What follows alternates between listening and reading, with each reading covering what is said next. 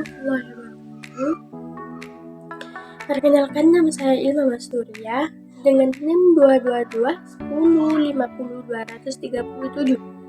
Di sini saya akan mempresentasikan mata kuliah Ekonomi Makro Islam tentang materi institusi keuangan publik, di mana di materi ini saya akan menjelaskan 4 poin. Yang pertama, apa yang dimaksud dengan teori keuangan publik? Yang kedua, bagaimana pengelolaan keuangan publik? Yang ketiga, apa saja institusi yang berperan dalam penghimpunan keuangan publik? Dan yang terakhir yaitu bagaimana peran dan upaya peningkatan kinerja institusi keuangan publik Islam. Itu adalah pembahasan yang akan saya jelaskan.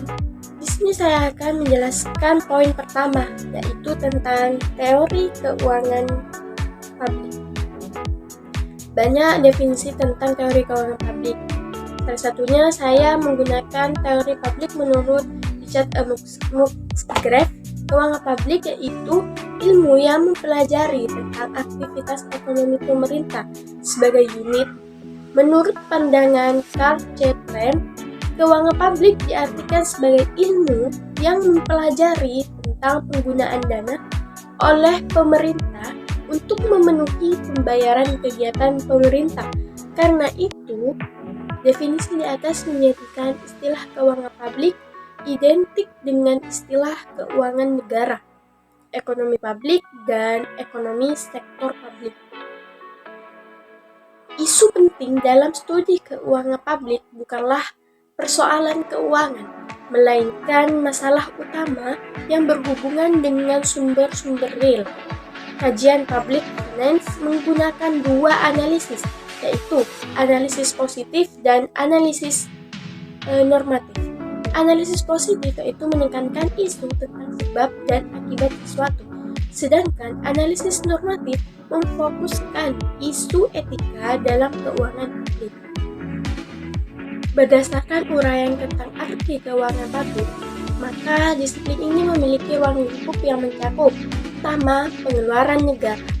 Mekanisme melalui pengeluaran negara, pemerintah mengembangkan jalannya keuangan dalam perekonomian yang sesuai dengan pola permintaan dan penawaran. Dalam melaksanakan fungsinya, pemerintah tidak hanya menggunakan uang, tetapi juga menggunakan sumber daya ekonomi, termasuk penggunaan sumber daya manusia, alam, peralatan, modal, serta barang-barang jasa lainnya. Yang kedua, penerimaan negara. Membahas tentang beberapa sumber dari mana negara memperoleh pendapatan dasar. Yang ketiga, administrasi negara. Menyangkut tentang semua kegiatan keuangan, termasuk segala permasalahan tentang administrasi negara. Yang keempat, stabilisasi dan pertumbuhan. Membahas mengenai kebijaksanaan ekonomi pemerintah dalam suatu saat dan situasi tertentu. Yang kelima, pengaruh dari anggaran penerimaan dan belanja negara terhadap perekonomian, terutama pengaruhnya pencapaian tujuan kegiatan ekonomi seperti pertumbuhan ekonomi, stabilitas harga, distribusi pendapatan, dan peningkatan efisiensi, serta kesempatan kerja. Dengan demikian, keuangan publik merupakan salah satu studi tentang apa yang seharusnya atau merupakan ilmu ekonomi normatif. Misalnya, kita ingin mencapai tujuan-tujuan tertentu seperti pertumbuhan ekonomi atau distribusi penghasilan yang lebih merata. Maka kita harus menentukan suatu kebijakan yang harus kita terapkan dalam mencapai tujuan tersebut. Penjelasan yang kedua yaitu tentang pengelolaan keuangan publik. Dengan meningkatnya sumber keuangan negara, sistem pengelolaan keuangan publik yang baik menjadi jauh lebih penting dalam rangka menjamin mutu pengeluaran anggaran serta mengurangi risiko tindak korupsi. Dengan semakin besarnya jumlah sumber daya keuangan publik yang akan dibelanjakan pemerintah, tuntutan perencanaan, penganggaran, dan tata cara pelaksanaan anggaran juga akan semakin besar. Modernisasi sistem, proses, dan institusi dalam siklus anggaran diperlukan agar peningkatan pengeluaran tersebut mencapai sasaran prioritas program pembangunan pemerintah seperti pengentasan kemiskinan dan peningkatan pertumbuhan ekonomi. Selanjutnya, pengelolaan keuangan publik yang bermutu dan yang berorientasi pada hasil diperlukan untuk mempertahankan dukungan publik terhadap peningkatan pengeluaran dan penerimaan pemerintah. Walaupun akhir-akhir ini reformasi pengelolaan keuangan publik sudah menunjukkan kemajuan, kelemahan dalam kerangka kerja pengelolaan keuangan publik masih terjadi, terutama dalam hal perencanaan dan anggaran, pelaksanaan anggaran, akuntansi, dan pelaporan, serta akuntabilitas eksternal. Walaupun kerangka umum hukum ini sudah tersedia, masih menghadapi berbagai tantangan yang berat dalam menetapkan reformasi tersebut melalui pelaksanaan yang benar dan mengatur kembali proses yang mendasarinya. Belanja negara dibedakan menjadi dua, yaitu pengeluaran rutin dan pengeluaran pembangunan. Pengeluaran rutin itu didefinisikan sebagai pengeluaran untuk keperluan operasional yang menjalankan kegiatan rutin pemerintahan. Pengeluaran rutin mencakup belanja pegawai, belanja barang, pembayaran bunga, subsidi, dan belanja yang lain. Sementara pengeluaran pembangunan didefinisikan sebagai pengeluaran yang menghasilkan nilai tambah aset baik fisik maupun non-fisik yang dilaksanakan dalam periode tertentu. Adapun belanja pembangunan adalah pengeluaran yang berkaitan dengan proyek, meliputi belanja modal dan belanja penunjang. Belanja modal mencakup pembebasan tanah, pengadaan mesin dan peralatan konstruksi bangunan dan jaringan atau infrastruktur, dan belanja modal fisik maupun non-fisik lainnya. Sementara belanja penunjang yang dialokasikan untuk mendukung pelaksanaan proyek yang terdiri dari gaji atau upah, bahan, perjalanan dinas, dan belanja penunjang lainnya. Poin yang ketiga yaitu tentang institusi yang berperan dalam penghimpunan keuangan publik. Di sini ada dua institusi, yaitu Baitul Mal dan Wilayatul Hisbah. Yang pertama, Baitul Mal bertujuan mensejahterakan masyarakat karena seluruh penerimaan, pendapatan, dan pembelanjaan yang dilakukan secara transparan. Penghimpunan dana Baitul Mal dibagi menjadi 4. Yang pertama, Baitul Mal Zakat, fungsinya untuk menampung dana yang berasal dari zakat. Yang kedua, yaitu Baitul Mal Akhnas, lembaga yang menyimpan ghanimah pajak, pertambangan, dan hasil laut. Yang ketiga, Baitul Mal Fa'il, yaitu lembaga yang mengarah pada penyimpanan kharaj, jizyah, dan pajak. Yang keempat itu Baitul Mal Diawai, lembaga yang menyimpan harta yang tidak diketahui pemiliknya dan harta warisan yang tidak ada pewarisnya. Yang kedua itu tentang Wilayatul Hisbah, yang dapat dikatakan sebagai lembaga yang bertugas untuk melakukan sistem pengawasan atau kontrol terhadap aktivitas ekonomi pada masa kepemimpinan Rasulullah. Pendirian lembaga ini dimaksudkan untuk mencegah raja-raja penguasaan lokal dalam menggunakan upeti rakyatnya yang nantinya akan berakibat pada distorsi harga. Pada awal kepemimpinan Rasulullah, lembaga ini dijalankan dan dipegang sendiri oleh Rasulullah.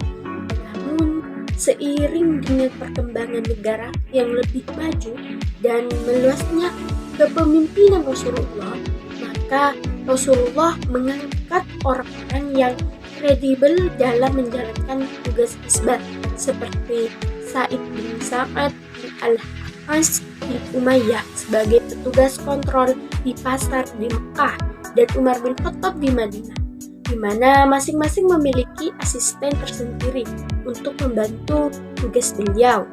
Selanjutnya itu upaya peningkatan tata kelola institusi keuangan publik Islam. Pengelolaan keuangan Islam.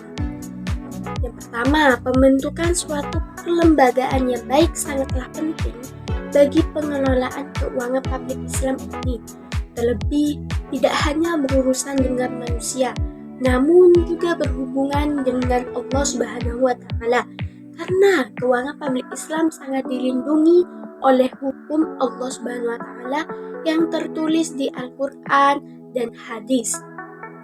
Yudhisthika tahun 2012 menyatakan bahwa kelembagaan memiliki sumbangan yang penting dalam pembangunan ekonomi, mengingat adanya kegagalan pasar akibat mahalnya informasi dan ketidaksempurnaan informasi yang nantinya akan menimbulkan biaya transaksi atau transaction cost. Yang kedua, pentingnya faktor produksi atau kapital dan labor. Teknik dan ukuran dari sebuah institusi sangatlah menentukan produktivitas dari institusi tersebut. Teknis yang dimaksudkan di sini adalah kinerja dari lembaga keuangan publik Islam. Seberapa efisien dan efektif dari lembaga keuangan publik Islam ini dalam menghimpun dana yang ada dan menyalurkan dana tersebut pada yang berhak menerimanya, serta menyalurkannya pada program sosial dan ekonomi yang dapat membantu perekonomian suatu negara. Sedangkan ukuran berkaitan dengan pendanaan atau modal sangatlah penting. Semakin tinggi suntikan modal yang masuk pada suatu lembaga, maka akan mendorong lembaga tersebut dalam perkembangan dan inovasi serta perluasan suatu lembaga keuangan publik Islam. Yang ketiga, inovasi dan penerapan teknologi. Pentingnya inovasi dan penerapan teknologi yang ada juga perlu diperhatikan dalam mengelola lembaga zakat ini. Selain dari manajemen yang baik, akuntabilitas dan kreditibilitas, serta program yang populis dan berkualitas, lembaga keuangan publik Islam juga perlu menerapkan sarana teknologi seperti payment atau online payment dengan menggunakan kartu ATM ataupun dengan pembayaran elektronik yang berlaku di Indonesia. Manajemen wakaf juga diperlukan adanya update sistem administrasi yang lebih maju dengan mengadopsi teknologi yang ada. Yang keempat, transparansi dan kreditibilitas suatu lembaga, penggunaan akuntansi yang baik dan benar dalam melakukan laporan keuangan lembaga keuangan publik Islam juga menentukan performa yang kaitannya dengan akuntabilitas dan transparansi. Laporan yang sesuai dengan laporan keuangan publik Islam khususnya pada lembaga zakat di Indonesia adalah yang pertama, pengakuan penerimaan zakat diakui pada saat itu kas atau aset lainnya diterima. Yang kedua, penentuan. Proses penentuan untuk mengakui dan memasukkan setiap elemen ke dalam laporan keuangan penerimaan dari dana zakat melalui jasa 20 bank dan bagian akuntansi melakukan penjurnalan dan buku besar. Yang ketiga, penentuan. Proses penentuan untuk mengakui dan memasukkan setiap elemen ke dalam laporan keuangan penerimaan dari dana zakat melalui jasa bantuan dan bagian akuntansi guna melakukan penjurnalan dan buku besar. Yang kelima yaitu kearifan lokal dan sosial kapital. Peran sosial kapital di masyarakat dan kearifan lokal dalam pengelolaan lembaga keuangan publik Islam merupakan hal yang penting dalam kaitannya dengan peningkatan tujuan dari lembaga keuangan untuk peningkatan kesejahteraan masyarakat desa.